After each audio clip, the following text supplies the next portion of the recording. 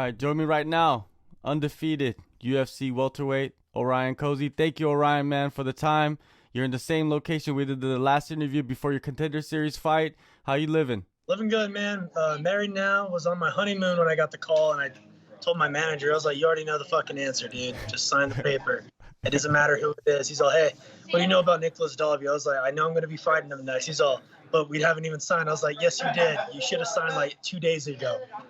Yeah, I wanted to go back to that because I saw a lot of stuff, on Facebook of your marriage, right? You're getting married, and there was a lot of, I don't know, controversy with like invitations, and was there something going on there? People are getting butthurt because of the whole entire COVID thing, but it was like, I get it. Some people can't make it because of COVID, but then like when I was uninviting those people, they took offense. So I said, fuck them. That's not happening. Like, they're the same people trying to tell me not to come visit because of COVID. Well, they were the first people I was taking off the list, and a lot of them took offense to that. And I was like, dude, it's not that I don't want you there, but you guys were complaining about COVID. I have to follow the guidelines or else we're going to get fined. Like, I don't want to get penalized. Like, it's already so much money for a wedding as it is, plus the honeymoon. I don't need other people trying to ruin it. And we even had somebody call in on us, and that's one of the reasons why we had to cut down, because somebody from my side of the family decided to call and say, well, he said he's not going to follow COVID guidelines, so you guys make sure of that. So I found out who the narc was. I don't talk to them anymore. I mean, it's unfortunate. If they didn't want to go, they didn't have to go, but they shouldn't have to be going around trying to ruin somebody else's big day. It is what it is, though. It was a beautiful moment. It was a beautiful day. I cried a little bit, Okay. It's hard. I tried not to. My brother, I turned towards him. I was like, do you have the car ready? He's like, I got the car ready whenever you want to go. Because I'm trying not to cry. And I told him, like, just make me laugh. But it was a beautiful moment. It was great seeing all my family and friends there to be able to witness that. The people who couldn't make it, I wish they could have. But, that's then. This is now. Let's focus on this fight. Yeah, I'm glad everything worked out. You said you were on your honeymoon. You got the call. So when you get back to California, what is it? Do you jump right into camp, or do you have a protocol before you head into a camp? No, as soon as I got back, I was training. I mean, I was still training on the honeymoon too. I told my wife, I was like, hey, I'm going to be working out too, just because you never know.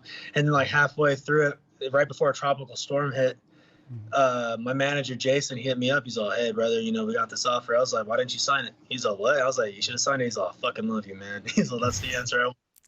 And then tropical storm hit, so I was like, all right, I'll just work out inside. And then like 2 days later, the hurricane hit, so we're like, damn, what's going on? Oh, where were you at? I was in Cancun, Quintana Roo region. It was really nice, though. We had a great time. We did some snorkeling. It was a fun trip, man. I wouldn't change it for anything. Definitely. I guess you get to recover from like that, 7-month camp that you had for the Contender Series fight? Dude, it was just over and over again, just nonstop, like pushback and pushback. And I was like, I just want to fight, man. So it was good. I enjoyed it, though. I am looking forward to this next fight, and then hopefully, I predicted the last fight to end in the first round, but obviously tougher than it was, and I ended up finishing in the third. Same thing, though. I always try to go for a first-round finish, and Nick Dalby, he's an awkward karate-style fighter, but I'm not going to look past him. Same, I didn't look past my other opponents, but I already have that belief that I'm going to beat him, just like he has that belief he's going to beat me. It's going to be a fun fight. It's going to be a tough fight. No, it'll be a barn. It's not going to be a barn burner. I mean, honestly, in my opinion, I think I'm going to go out there and knock him out. But it's no disrespect to him. I do respect him as a fighter. He's 18-4-1 for a reason. He's had finishes for a reason. But he's not going to out-grapple me. He's definitely not going to be stronger on the stand-up. I'm going to have my way with this fight. And that is out of all respect to him. I'm not saying he's not going to be fully prepared, but I'm actually a lot better now than I was even during that Matt Dixon fight. Speaking of that Matt Dixon fight, do you go back and watch your previous performances and dissect what you did? I do. So anytime I feel like I did something wrong, my coach will say, hey, this is good, but this is what you should have done. Like, look at this position. You shouldn't have gone here. You should have did this. And I'm just like, all right, cool. Let's train that. And so in my camps, I'm always training negative positions, always. That way I can get better at getting out of those. When I'm visually training for a fight, it's more so I'm never seeing myself lose. I just visualize, okay, if I do get put in a bad position, what do I do? So with Matt Dixon, it was like if I overexpose myself and he takes me down, I just got to get right back up. I got to do something to get up. If he has me against the cage, I'm just going to wear on his arms and start throwing knees and start damaging the body. And that's kind of how that fight played out. I even told myself, if he lands a shot, come back even harder. And that is how the fight played out. I actually saw myself winning with ground and pound going into the fight. I thought I was going to win with ground and pound, and that's how I finished the fight. But that's how I visualized it over and over and over.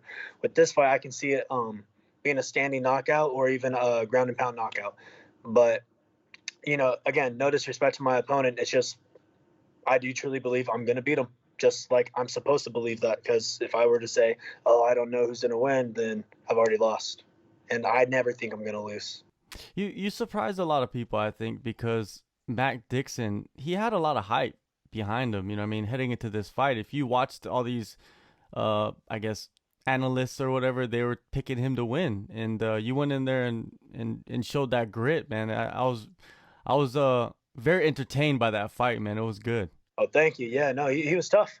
It just came down to the whole entire. I don't like losing, man, and I don't ever see myself losing.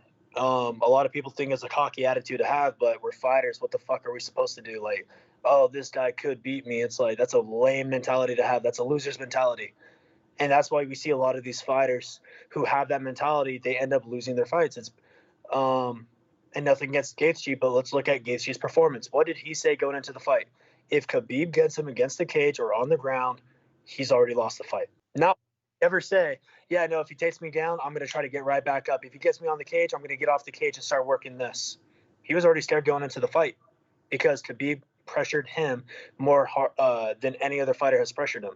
But a lot of fighters that fought Khabib have done that. They've already said, I just can't let him take me down, or I'll already know, that I'm going to be losing the fight from there on out. They just don't have that self-confidence. A guy against like Khabib, what does Khabib say? Not once has he ever said he's afraid of getting knocked out. Not once does he say he's afraid that his opponent's going to stop his takedown. He always says, I'm going to go out there, I'm going to get the takedown, I'm going to smash. And he does it every single time because he actually visualizes it in his training camps, after training camp, before training camp. He's visualizing that over and over and over versus any set opponent. And that's what I've always done. In going into my fights, I've always visualized myself winning the fight. I do visualize a possibility of getting injured. What happens if I get injured? How can I recalculate and go? It's that fight IQ. You just got to believe in yourself every single time. Do you study other fighters and their mental strengths, I guess, like Khabib, like you said, the guy, he just mentally, I think he's at another level compared to a lot of the guys in the UFC. I don't study it. It's just something I apply. So I apply myself onto other fighters. When I watch fights, I always have family and friends. If they're with me, they're like, what do you think about this fight? I'm like watching it and I'm thinking, well, you can tell who's the aggressor. You can tell who's backing up, or you can tell when the counter fighter's trying to pull to change the angle to restrike. It's not that they're afraid. They're just trying to bait and get their game going. But every fighter has their own style. But the one thing I've always said to people is mental warfare. You can always tell in somebody's eyes if they're going to be ready to fight, if they're going to be fully ready for that kind of battle, right? Going in, they view you up and down, and they can shake their head, or they can already see themselves winning. But what happens once you get into the cage and someone starts hitting you a lot harder than you thought they were going to hit you, or someone starts countering the shit that you thought that you'd be able to land, but now it's not landing like you thought it would. You can't get the takedowns. That starts to break a person because they don't visualize that part of the aspect. What happens if I can get a takedown? Well, then, hey, if you can't get takedown A, go to takedown B, come up with some combinations, shoot right back in. If that doesn't work, come up with some strikes. Use the strikes to set up the takedown. Use the takedown to set up the strikes. I'm never thinking, what happens if I don't get this? I'm thinking combination wrestling. Chain wrestling helped me with my mental focus and my mental toughening. Just wrestling in general and the way I grew up, the way my brother and I grew up, that kind of helped us with our visualization.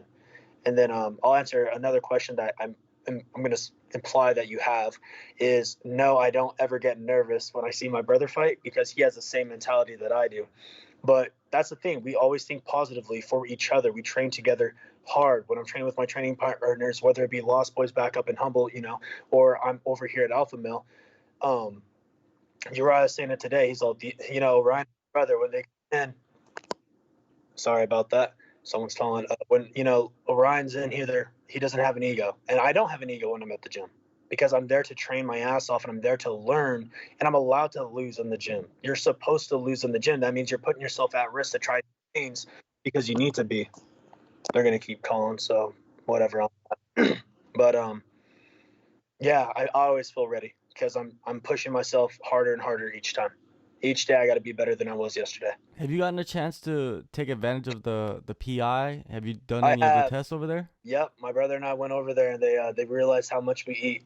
We eat a lot. We got big metabolisms, and so they're like, "Wow, you guys eat a lot, huh?" And I was like, "This is like a snack. We need the Cosce portion." So I'm still Mm. trying to get involved, like the meal people, to make the Yeah. Cosce portion because I feel like their meals are too small for me. Enough. Yeah, But definitely. we had a lot of fun taking advantage of like the testing and all that stuff. Do Mm. I agree with all the testing? No, I don't, because I don't believe 100% of it went towards a mixed martial arts athlete or someone who does striking or grappling or the mixture of all of it, right? I think it was more so suitable towards people who maybe play basketball or football. Mm. They were doing VO2 maxes off a running test, a stationary bike where you use your hands, and then just a stationary bike where you use your legs. I don't believe that that kind of VO2 translates to how well you'll do in a fight. I know a lot of people who can run 10 miles nonstop and do just fine, but you ask them to wrestle for 5 minutes, they're huffing and puffing in three. Mm. So that VO2 doesn't translate. You have to have some sort of forms of VO2. And I was talking to my brother about it, and one of these days maybe I'll have it all written out and detailed and find somebody who'll like sponsor the idea Mm. and maybe make it a thing. But it's more so to test the VO2 of an athlete during sparring and during their grappling. And it's just like it's gonna be like a full suit. It'll be a cool concept. But if it doesn't work, I'm a fucking idiot. If it works, I'm a genius. So who knows? Well, there's a thin line, man. Thin line between those. Yeah, yeah. That's how it goes. You if you put a bet down on somebody and you think, hey, they could get the knockout. If Mm. they win, you're a genius. If they lose, you're an idiot who just lost a lot of money. So we'll see what Exactly. happens. I'm always just trying to find ways to scientifically make myself better, because when it comes down to it, you got to use science, and then you also have to use that mental Mm. stimulation. You make a great point about the VO2 max, man. If they could put it towards like wrestling Yep. somehow, yeah, that would be much more effective in measuring an athlete, a fighter. Now in this fight coming up with Nicolas Dalby, it's a contender series winner versus a multiple fight veteran in the UFC. This is something that's become common in 2020. Do you like that the UFC is doing that, throwing the prospects in there into the fire? I do. I do, for the fact that no one else is taking those fights. Let's face facts. A lot of the top name people are kind of sitting out because of the COVID thing, or they're saying they're going to wait until they get a bigger fight name. Well, while they're sitting around waiting, yeah, I'm going to take advantage of that. Hell yeah, I'm going to take advantage of that. I'm going to try to get as many fights as I can, run through these contracts. I want to try to get rid of my first, my rookie contract in my first fight. This is the opportunity to do that. And I want to be able to take advantage of that, get a brand new contract right out the gate. I'm finding out, I think he's like top 35 according to one ranking, or top 40 to another, which is good because, I'm just a nobody right now. But after this fight, I'm going to be a somebody. And that's how it goes. All these people who are having these opportunities, getting the opportunity to fight, like who was it? Was it Daniel Rodriguez got to fight Matt Brown, right? And Matt Brown was whooping his ass in the first, but then Rodriguez came back in the second and knocked him out. And Young Buck, who a lot of people thought, yeah, he got fed too early, but then in the second round, he turned it around. He finished a veteran. And then people try to shit on it like, oh, well, he's washed up anyway. But it's like, what do you want? We're being fed to these guys who've been in the sport for a while. Either they're washed up, or if the new guys lose, oh, they weren't ready for that caliber of fighting yet. So, we're going to we don't pick and choose. I don't pick and choose my fights. My manager knows that. If, people are watching this afterwards, people should know by now, I don't pick and choose my fights. I've said it before. I'll say it again. I'll fight anyone. I don't care. I just want to fight. I want to have fun. I do want to make money, though. I want to make money while I'm trying to get that title. Because the ultimate goal is we want to be paid for what we do. We don't get paid enough. I'll be the first one to say it. Maybe not the first, or I'll be one of the last people to say it. We, as athletes who are throwing our lives on the line, even more so than a basketball player does, it's just that they have the opportunity because more people still watch basketball, or more people watch football and stuff like that. They're the big sports right now. But once UFC makes the same amount of money that boxing does, then we can start getting paid that money. But until then, we're going to keep making what we keep making and hope that we can make more. But you also got to be able to sell yourself. Definitely, man. The business mind is there too, man. I love it. I love it, man. Now with your training camp, I seen you going back to Lost Boys and training with your brother. And is that the structure of it? Like Lost Boys some days, and you're at Alpha Bell the other days? That's the key. I train everywhere, man. I'm training at Alpha Male, train at my work. I train outside. You know, I'll climb a tree as a part of my training. I don't care. I just got to train where I can train and get it all done. And then when I go back up to Humble, training up there, going to the river, swimming, or going hiking and stuff like that, going hunting. I'm just doing whatever I can to make sure I'm staying in shape, eating healthy. What do you think is the key factor in this matchup coming up? To not let his style try to get to me. I mean, I've sparred against a lot of karate guys. They're spastic. He's going to try to throw a lot of kicks right off the bat, I think, but I also noticed that he doesn't like to stay in the pocket. He likes to use his range, so I think he's going to try to use his range. He is a brown belt in jiu-jitsu, so, you know, that's nothing to ever take lightly. I just feel like, you know, for the past year and a half, I've had people telling me I should already be a brown belt in jiu-jitsu. When it comes to the grappling aspect, no-gi, you know, that's something where it's like brown belt, black belt status. I'm not going to sit here and say I'm a black belt, but I've rolled against black belts in no-gi and just smashed on them. But when it comes to like rolling against a black belt in a gi, that's different. You know, I'm like having 50-50 rules with these guys. Or if I'm rolling with like a big body like my coach Brian Wilson, I'm getting my ass whipped in the gi because the guy's a big fucking dude and he knows what he's doing. No gi, that's where it starts becoming 50-50 rules because I'm using my wrestling with my grappling, whereas versus he's a pure grappler. With Thanksgiving coming up, man, are you a big fan of Thanksgiving? I love Thanksgiving. I'm so fighting right before Thanksgiving. Yeah, that's what I was gonna say. The plan is fight, win, go home early the next day, and get ready for pumpkin pie, banana cream pie, turkey pie. Yeah, definitely, man. I love it. Chance to like be around family and friends. I love it. Yeah, man. I think it's the best holiday, to be honest with you. Thanksgiving. I got a lot of family that's native, so they hate celebrating it. But I'm like, aren't you guys like getting the family together anyway to celebrate family getting together? And they're like, yeah. And I'm like, then you're celebrating on Thanksgiving Day.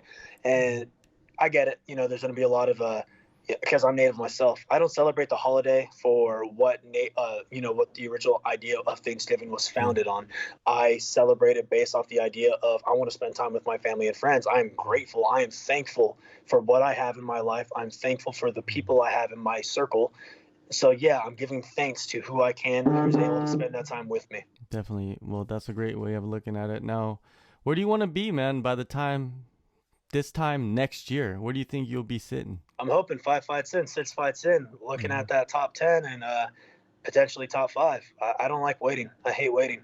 After this fight, I'm going to enjoy Thanksgiving, and then I want to fight I want to fight again right before Christmas. I want to fight maybe New Year's Eve, like straight up. All right, man. Well, November 21st, UFC 255, big pay-per-view event, Las Vegas. Orion, man, I appreciate the time like always, and all the best, man. Thank you. Take care, guys. Take a move in the ring. You can hit me with the words you